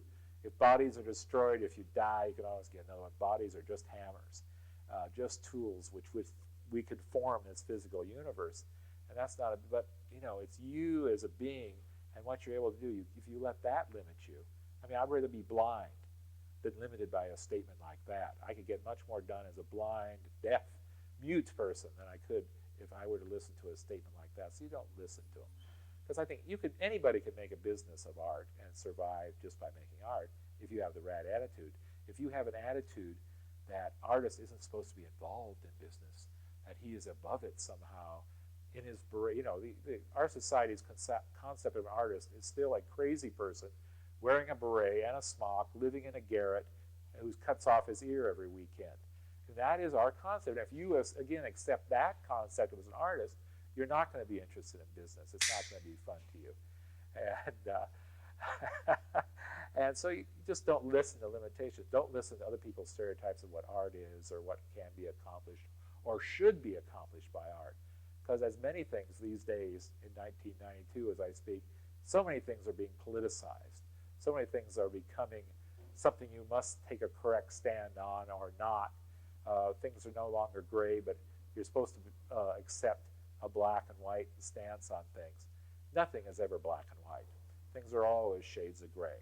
There's no absolute. You get in abortion, you get the people for abortion and for against it, and sometimes I get confused on which is which because the rhetoric is so much the same. I mean, you just can't accept these political stances. Know that there is always truth in any political stance, but there's always lies, which again totally discredit any political stance. Because only with complete truth, can there be truth. If you add on lies to your stand, then you of course invalidated yourself totally. So just don't listen. Just go out and work and have fun. And if you can't figure out what to make, just start making anything. Make a start, and as you make that little gesture, as that move to making something, what you really want to make will occur. You'll think of it. And while you're finishing that piece, 2 more things will occur to you. And while you're working on those 2, another 8 will occur. So the idea is to make a start, make any sort of start, even if that start is designing stationery for your mother. If you're stuck, if you're you're balled out, so that you can't do anything, you can't figure out, you're blocked completely. Do anything. Make anything creative. Make a logo for General Electric or new logo for them and send it to them in the mail. Anything is a good start, but make some start. And that's always good advice. And don't be intimidated about the business aspect. Oh no, you should enjoy it. I mean, it's fun. I mean, what are you doing as an artist? Some people are they're artistically creative, and then they fall apart when they have to manage making money or the business aspect. Well, because they're believing that business is somehow evil. And business is just another creative way of communicating. And art being the most highest quality communication, doesn't mean that other things aren't creative, whether it's having children or being a secretary. All these things are creative in their way, as is business. Certainly if you don't keep things moving around the world, I mean, business only becomes aberrated when a government or something tries to control it. If business is let to go in a laissez-faire way, In other words, supply and demand. Business is fine. It's only when government supports it, controls it in some way, or people or something supports it and controls it in some way, does business become aberrated. Otherwise, business is just much fun as anything, and you should strive as an artist to make business more fun. And certainly money is nice, because that means you could have a family, you could have a house, you can have a studio. Though certainly as an artist, you should not spend 2 years building the ideal studio. Because I find the best artists have the worst studios. And the worst artists have the most fantastic, wonderful studios. Unbelievable. Unbelievable. I always have garages. What's your day like? Do you have any typical days? Sure. I generally get up and I do breakfast for the family, usually. I make breakfast, whether it's, 7-grain hot cereal or waffles or something. I make that. And then generally I get to work. Every other day I work out for an hour. And then I work outside sometimes. Then I get really disgusted with working out. Then I work in the yard for physical labor. The only trouble is you can work an hour and get really good physical, labor if you're working on bicycles or with weights or something. But when you go outside and work in a garden, you've got to work 4 or 5 hours to get that same hour. So in a way, it's a waste of good art time. Sometimes you get so sick and tired of wait. I generally watch The Price is Right when I work out. That's sort of good. Nice randomity. I love the randomity of television. Something I don't really like recorded music and stuff because you know exactly what's going to happen. While TV, you could be interrupted for a news break at any time, and you never know who's going to win and lose, and The Price is Right. It's sort of the perfect random television. Unless, of course, it's a rerun. You've already seen it, and you know who wins the big showcase. So then I try to find something else to watch. I mean, I like to work with old movies, too, or new movies, for that matter. It's not that I sit there and like to watch black and white movies. I like good movies. And it's a wonderful thing about working and watching movies is you never see the movie. And so you can watch it over and over again, and you look up at a different time every time. So you never see the whole movie till you've seen it 12 or 15 times. So you can watch movies, even Star Wars, you can watch over and over again because you're always missing something because you're working on something at that time and don't see it. When you're artwork, you often got a movie. Yeah, so I always have television on when I work. And then, I'll have television on. Then I do whatever I have to do, whether I'm printing that day or working with clay or working with plexiglass or doing busy work like packing stuff for shipping. Usually in the morning I spend around an hour or two before working out and right after breakfast on correspondence. Of course, I find the best way to get mail is to send mail. At least that's what my mother used to tell me, and I found out it's true. But also, if you've got mail on the mailbox, you have your flag up, then you can tell where the postman comes, or postwoman, and it usually is these days. And I live for my mail, too. It's almost as good as television, but of course, that's how I do business, in the mail.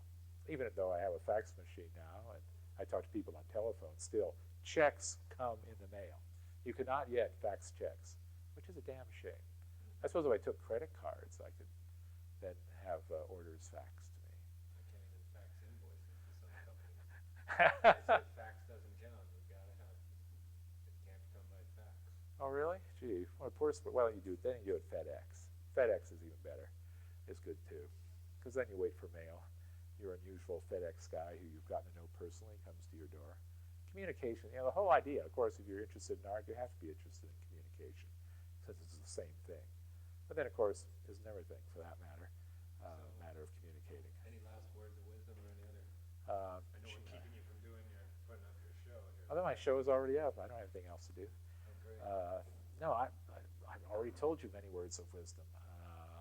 Unless John can think of some questions, or you finished with your whole list of questions. Oh, I got my list in there pretty well. You got your whole list in there? You sure you haven't missed something? I don't know. If you were me, what would you ask you? I've asked me. I've got in my political statements about my work, what I like the best. I explain where the frog world came from, which is the essential question. People will ask me. That's the most thing people ask me is, when they say, I know you've been asked this before, but where do the frogs come from? And so I tell them it sort of accidentally came up when I was doing handles for cups and trying to think of the new, most innovative, most wonderful new handle, and started doing mushrooms with frogs on the top, and the mushrooms had frogs dancing around them or sitting under them, and then I did a frog Napoleon and a frog Madonna and frog as cup handles, and that sort of went from there. And no, I wasn't raised with frogs. I have no special feeling for them. I used them. I really love pigs. That's what I then tell them. I tell them where the frog world came from, and why there is a frog world, which I've already told you, that the choice of this body I thought was arbitrary, and what if we had chosen to use frogs. In science fiction, you'd call it a parallel, the frog world would be called a parallel world, because there's a postulate, there's an idea that when there is choices made, and a big important choice, another world branches off from that choice. And this is called a parallel world in science fiction. And certainly that's the frog world is a parallel world. Because the most wonderful thing about reading about a parallel world in science fiction is how it relates back to our own world. And then it can become satire, it can become a new way of looking at our world.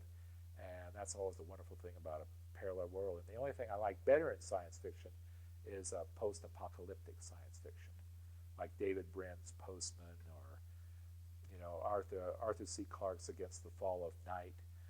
This world so distant from ours that the Earth is a dried-up ball, and people are living in these certain cities. These wonderful visions of the far, far future. My girlfriend did a dissertation on that. Against the Fall of Night.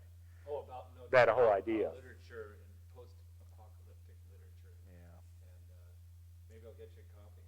Oh, I'd like to see that. Maybe there's some books that I haven't noticed before. Maybe, I disagree horribly, of course. She just gave it to a friend of mine who's getting a PhD in nuclear holocaust. Oh yeah, that's a good thing to get a PhD in. History of mainly about nuclear proliferation and both ends of it, what if afterwards and what led to it. Well, the wonderful thing about science fiction is that all possibilities of the future are explored. There was actually a science fiction story about science fiction stories in which when the first aliens came, the government sets up this whole department staffed by science fiction people, writers, who have read all science fiction, so they know all the possibilities, supposedly, of the first alien contact have already been explored in science fiction.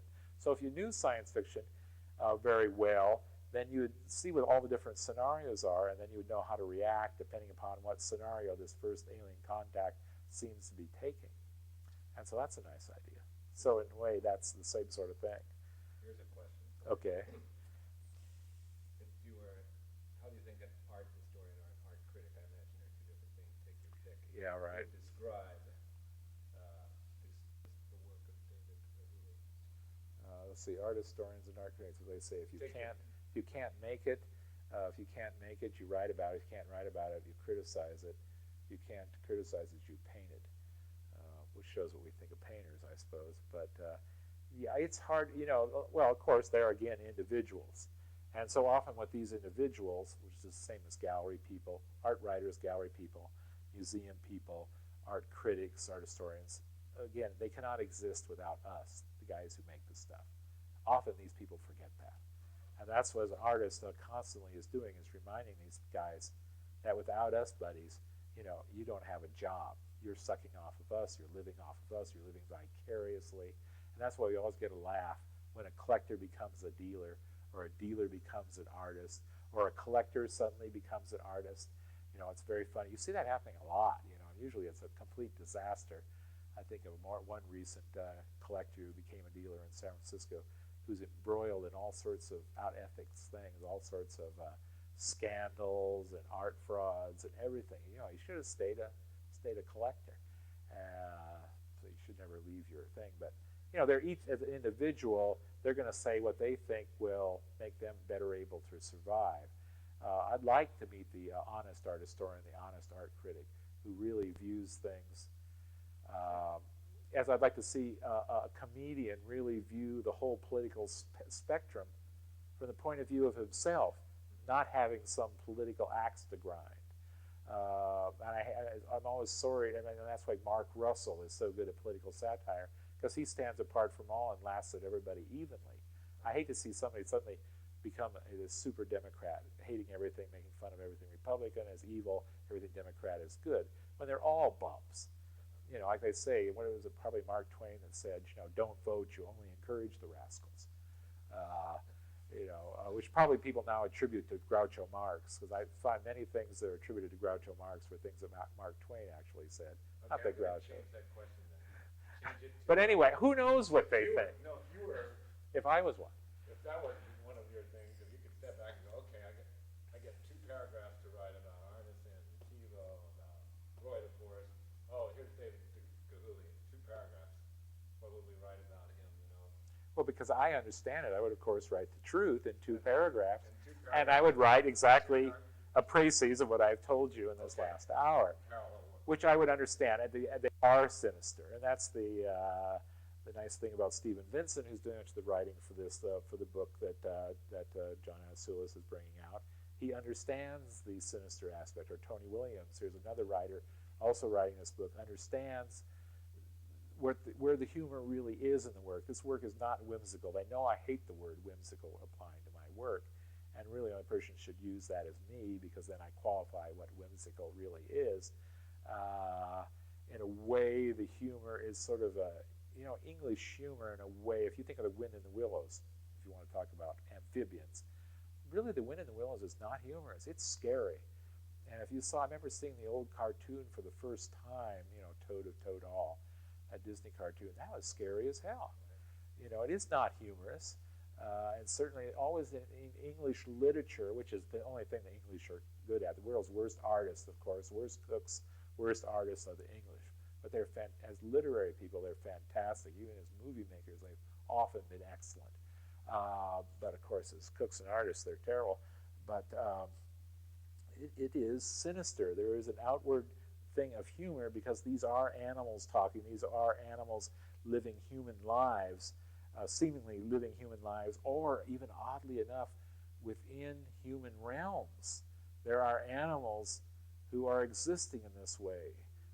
Toad is actually out there with his haul living, and maybe you've walked by it and haven't noticed it. That's a sinister idea, because again, he could be creeping into your house at night and coming up your stairs to get you in his Model A or wherever it is. I guess he couldn't have driven a Model A, but you realize I would talk about that aspect of it. And if there is depth and these multi-layers of meaning, because even my titles have 3 or 4 meanings usually. And yet I don't insist that anyone even pick out those meanings. I want to communicate. The worst thing to me would be something to be totally bland about my work. I'd rather they hated it. I generally enjoy hate even more than pleasure, because sometimes when people enthuse about your work, it's, oh my God, you get embarrassed, they've gone too far. When somebody has a really good hate to you and they try to fire you, they try to do bad things, that gets you all excited. At least it gets me all excited. And then I can react to that. The first frog fry, which are actually jovial things, which really, when I think about it, really harken back to things about Paul Bunyan and stuff. The wonderful Stephen Lewis, I guess it was, the person who wrote up the Paul Bunyan things, or whatever his name was. It's so much about food, about this great things that these loggers got to eat, and then skating on slabs of bacon to grease a giant fry pan. Well, here these frogs are in a big pool of butter. They're smiling, they're happy, they're obviously not dying. Of course, we know that this is just what frogs do for art. Then a person just looking at a frog fry, it looks like these frogs are being ready to be eaten.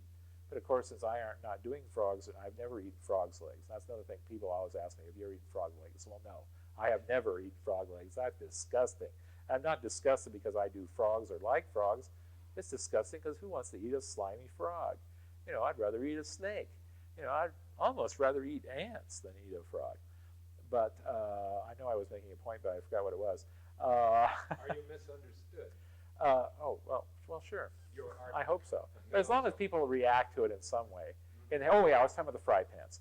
And anyway, so there was a guy, I was teaching at York University in Toronto, teaching part-time. But when they brought this guy in from New York, he's some important New York art historian, to be the chairman of the art department at York University in Downsview, Ontario, which is part of metropolitan Toronto. And he immediately said that this is what contemporary sculpture medias are, and this are art medias, and these things aren't. Photography, silkscreen, and ceramics are not contemporary art mediums. So then he wanted to cancel all those people, so he tried to get me fired. But I was only a part-time person. It didn't make any difference, and as it turned out, he only lasted 1 year there at York anyway, went back to New York. But in response to his hate of me, outright hate and rudeness, I started making frog fries, and that's the word, frogs being cooked up in his fry pan. And that was Edward Fry, frying frogs. That was this guy's name, and that's how I sort of got on to kitchen art. Kitchen art is a that stuff that's made for that extra back burner that you never use on your range. You know, everybody has that one back burner that's clean, and all the others are dirty because you never use that one, or you stick your tea kettle there or something when it's not cooking up. Well, this works. Saucepans and fry pans were made for that back burner. Okay. I'm going to ask you one. This is like typical TV. Condense everything into one clip, which was one of my question was, if you had a paragraph. Yeah. If you had to describe David Gilhooly in one paragraph. We see, just because you're trying to pin me down doesn't mean I'll be pinned down. I know. I know You see, I skirted that around that already. I know, but I've been having fun giving it a try, and actually I know you've said it. But I've really said it, and then if I try to pin it down, see, then again, I'm giving a person a preconceived notion of what I am. And like I say, I communicate a multiplicity. In an hour will be Well, I think that should be interesting. But I'm trying to communicate in a piece a multiplicity of meanings, which you, according to your experience, your opinions, and that part of you which holds all those experiences and which form your opinions because of what you've experienced before, then you'll take that meaning which is most accessible to you in that work or in me. And whatever it is that strikes a response in you, then that's how you'll take me. So if I would, then I would just say how I would take me.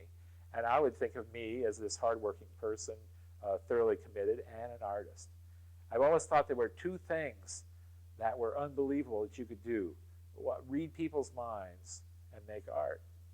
And I thought you could never really do that. I could never really attribute, in other words, a psychic ability or making art. And I found as gradually that you can do both those things, and it's not difficult. It's just a way a craft, techniques have to be learned, and both of these things are possible. Or maybe not even have to learning them. You just have to acknowledge that these abilities, whether we call them psychic abilities or artistic abilities, which are those two aspects, that those exist in everybody.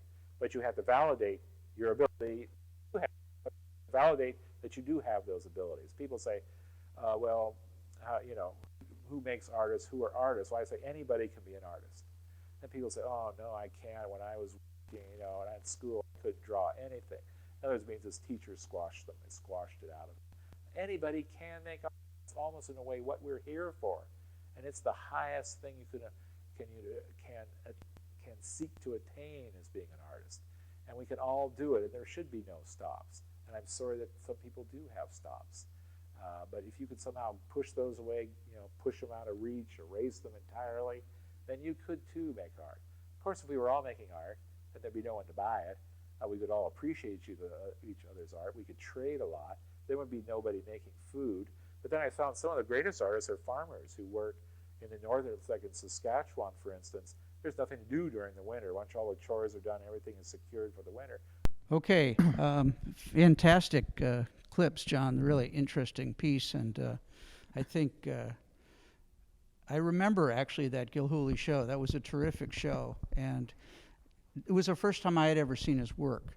One of the things that's interesting about Gilhooly, I was looking through the terrific book you put together, which really, I was just amazed. You've got some amazing writing in this. It's just beautifully written, and as well, the illustrations are spectacular. And Kenneth Baker wrote the introduction to it, and who's the famous art critic for the Chronicle for many, many years, and talks about meeting Gilhooly and talks about his connection with Gilhooly and his respect for Gilhooly. And one of the things that I was kind of amazed at was looking through his show record. I mean, he showed with Alan Stone. He had solo shows at the Museum of Modern Art in San Francisco, at the Legion of Honor. I mean, all over the country.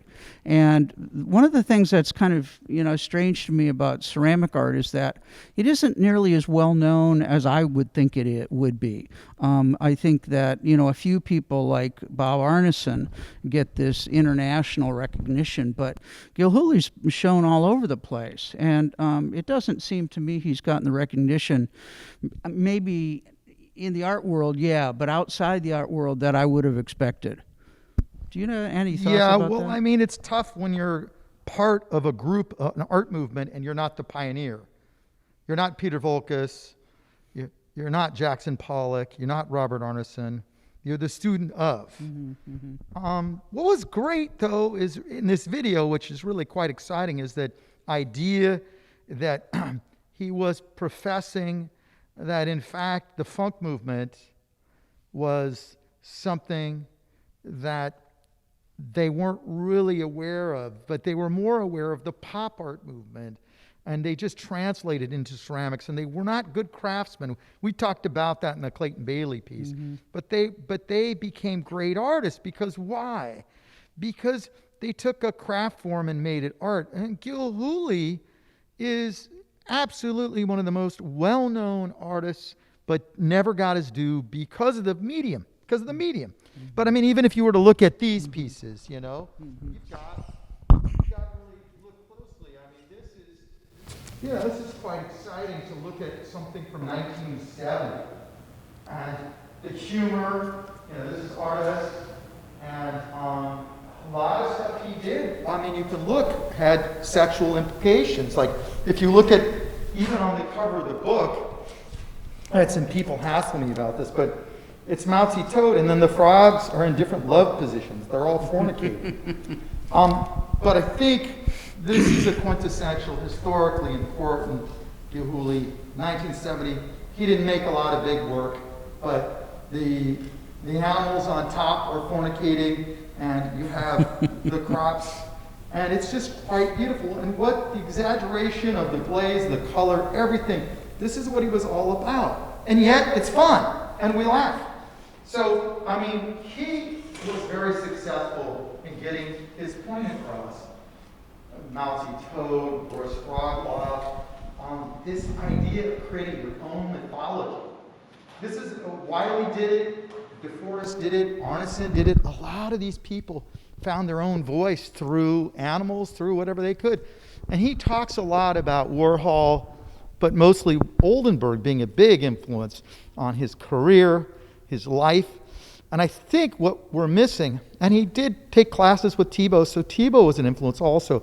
But I think what we have is really the book we did on TB9, where the temporary building 9, where Gilhooly talks about, and Arneson talk about how they went in, and it was storage for the food science department. Is that right? It was a storage? It was storage for the food science and vegetable crops. Wow. And they canned, and they pickled, and they put all of their vegetables in there. And Gilhooly talks about eating everything in there so they would have the space. Oh, wow. And they literally ate crates of this canned That's terrific. and all this food and this jarred food. So this temporary building 9 became such an important place. It's where Bruce Nauman got his start, Steve Kaltenbach got his start, Robert Arneson really worked there day and night. Gilhooly worked there for years. Tom Rippon. All these great artists came out of this huge historical place. And, I know we have an incredible faculty at that time, Mandel Neary, Wiley, Arneson, DeForest. Everybody was there. Yeah, everybody was there, but I think what the relationship was between Davis and Berkeley is really incredible. The fact that Arneson took these guys and really, Steve Kaltenbach and David Gilhooly were really the first undergraduate students, and it was in the home ec department, and they were throwing pots there, and Gilhooly immediately moved into the art department and changed his major. He was going to be an anthropology major. Right, yeah. He took a class with Dan Crowley. Yeah, well, Dan Crowley was another important person who supported culture, art. He traveled more than anybody. He went to more countries than anybody I know, and he was in a wheelchair. Well, he held the Guinness record for right. the most countries visited by anyone in a wheelchair. Anybody in a bound, wheelchair. So, But these were a different time. There was performance art. It was very cutting edge. But Gilhooly became kind of a larger life symbol to the whole entire ceramics world of someone who was very savvy. He was so well read that if you were to have a discussion with him, he knew a little bit about everything. And I went to his garage when he was working. He had the TV on. It was on Channel 6 or whatever. It was. Sony Trinitron, I think it said. Yeah, and he just sat there and he produced. I think the greatest experience of my life was going to the art fair in Chicago with David in the early 90s and realizing that he was just sitting there taking orders for frog food. Wow. He taught me so much about how to make money. I had no concept. I never had an MBA. I never studied any kind of thing about making money. This guy got it. He got it. You know, and I have trouble with a lot of artists, you know, now because they don't want to make work, you know. I've never asked anybody to make the same thing over again, but Gilhooly, he loved it. Yeah, he did thousands of frogs. He just Thousands loved of it. frogs. But what was incredible about him, he had amazing integrity in his ability to just sit there and do what he wanted, and he created his own economic world on his own. And unfortunately, I mean, later on, he moved to Oregon and joined Scientology, but he still stayed in touch. And he was very hard on me. I was very young, but in the end, he really cared about people in the sense that he knew everything about them and he remembered. And you know what was interesting too was he told me he didn't like teaching so much. He taught in different places to make money. Mm-hmm. And he said none of the students he had really went on. Very few of them went on. But he had one great student, Glenn Takai, who also went to, you know, was at Sac State when he was teaching there. But Gilhooly ended up being really, even today, now the auction houses email me, say, is this information right? There is no information. I think you're right. I have the only book about him. There is nobody who knows anything about David Gilhooly. So it's been a gift for me to be able to answer questions about him and his work. But mostly, I think, like Clayton Bailey, they had amazing sense of humor, and they were both amazingly bright. And they brought so much more to art because of their ability to communicate and give lectures. And again, he was out on the circuit in the 60s and 70s, going and giving lectures. He taught at San Jose State. He did all kinds of stuff. And for a while, he didn't have a kiln, so he made all these paper mache pieces. Yeah, he mentioned Yeah. that So, but without a kiln, he was able to do sculpture with paper mache and teach his students that. So yeah. So the thing, Jerry, though, is that art historically, as you well know, everything he did was related to a piece of history. oh, yeah, Not just art history, but history. Yeah, everything's historical. Everything. Literally. And he was really interested in different cultures. Yeah. And he always gave Dr. Crowley, as my mother has, given him credit. She took several classes from him. So Dan had great stories in class about his meals in other places and all over the world, and he'd start talking about the caves at Lascaux, and then he'd talk about this incredible truffle restaurant nearby where they went when they couldn't get into Lascaux 1, and Crowley was quite a raconteur as well. And you can see in David's work that whole sense of story that permeates almost everything he does. And one of the things that was really interesting in your book was that numerous parts of it were about specific stories that he developed about this frog world and frogs' relationships to food, and this amazing ability that he had to not just make up stories, but to do hundreds of pieces related to those stories. yeah, it's interesting too because his work travels. It has moved around. I got one piece, it'd been in like 12 different collections. Wow. So I think he was aware that his small frog food would become a commodity like money. All the Nabisco pieces he made, and then he did. It was a really interesting thing. He did these frog samplers, these candy samplers, like a box of candy, but they were different. And he'd have a food sampler, and you know, it was recently I was a little upset because people were selling them separately out of the box. He went to all this trouble to make these boxed editions, much like Warhol. And he had peanut butter frog on Ritz, all these things he did, and yet these people would break these things up for money. So he has the last laugh. He knew he had created a system of money through his frog food. And I go to the shows and they look at these big pieces or they look at the work and they just want to buy frog food. Well, frog food is being sold and traded on this market that we can't see, from uncles to aunts to grandfathers to brothers to sisters, all these stories. I just had a curator call me and say my grandmother gave me these 2 Gilhooly frog burgers, and I said, oh really? And then I got a corned beef on rye, and it's a cow with sauerkraut on rye, no frog.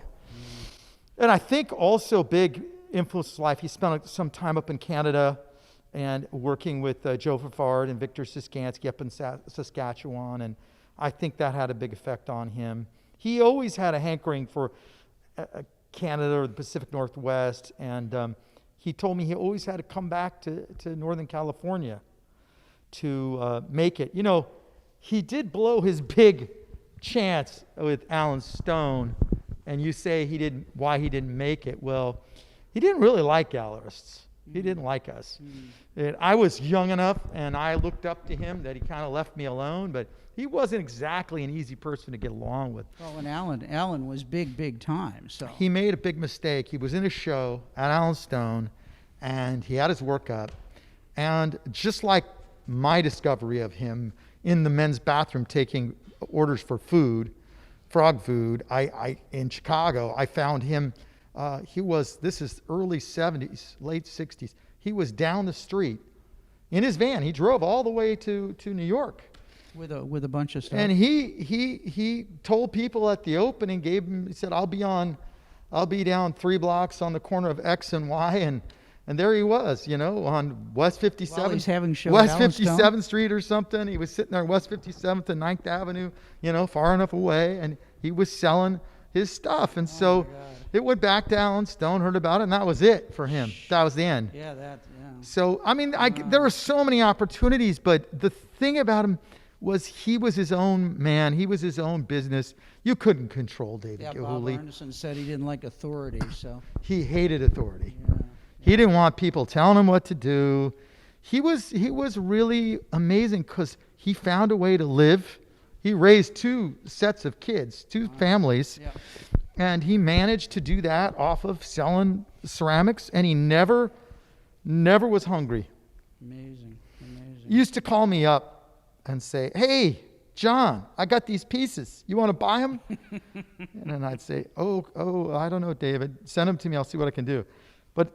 But while he was living here in Northern California, it was great. His father was at the vet school here at Davis, and he was so involved in animals. He loved animals and really had a hankering for it. But what makes Gilhooly really important, besides the non-authority thing, was in the video, he really talks about the funk movement, what it was, and how, again, there was the whole thing that Hilton Kramer wrote about Dude Ranch Dadaism against Arneson, and they all smoked pot, and they weren't serious artists.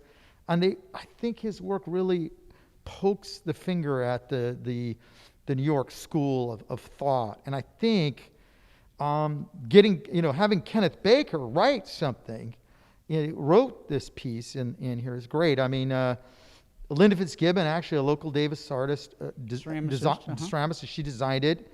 Terry DeFoya did a lot of the editing, a lot of the writing, and we're really, really excited because in the book we got some images now that people are interested in, and we have this big departure now that I don't know if everybody's aware, but David Gilhooly wrote to Herb Caen in the Chronicle and said, I am not going to make ceramics anymore. Right. And this was in 91, 92. Now, what is really bizarre, and I don't know if anybody's going to believe this when they see it, but I'm going to hold this up, and you tell me what you think, but this piece was done in 1986. By 92, he had completely quit. Can you see it? It's got these planes. These planes are crashing. The planes are crashing. Now, what's crazy about that is this picture. That Hawaiian shirt's incredible. This picture is a plane crashing into Oh, yeah. our wonderful Transamerica. building in San Francisco. So way ahead of its time. Yeah, that was kind of spooky. Now, so did he, I don't know, he may have been the first person to think about this concept of what happened in 9/11, but this was in the 80s and Well, early show 90s. that Hawaiian shirt there. Yeah, here it is. It's all That's an amazing plexiglass. piece. Cut it out, jigsawed it all. So this was kind of looked down on when he quit doing play. They didn't really look at it.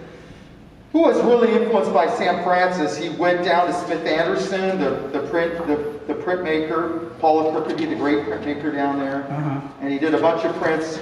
And Sam was there. And here's his food descending the staircase in ceramic. There's Deschamps. I love that. But I think that departure really hurt him because Kind the of broke all the expectation connections. Yeah. of wanting clay. And I think if he had been in New York, that plexiglass would have taken off. I think he was ahead of his time.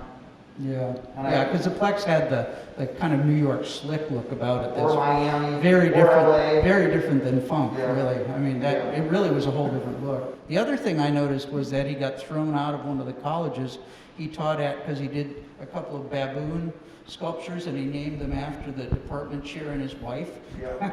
That's San Jose State, late 60s. So Yeah, he couldn't hold a job. There's no way you could tell David what to do. But I think he was ahead of his time, and I think intellectually was ahead of his time. But these plexiglass pieces were really hurtful for him because they weren't selling.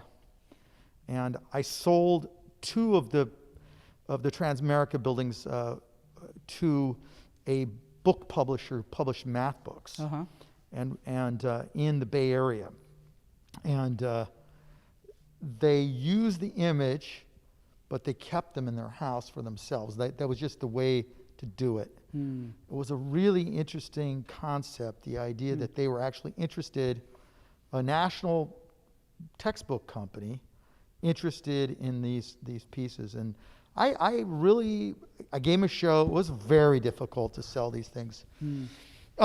Anyway, I was at the LA Art Fair in the 90s, and I had Mickey Mouse. I had the Mickey Mouse piece on the crucifix, and I had the frog crucifix.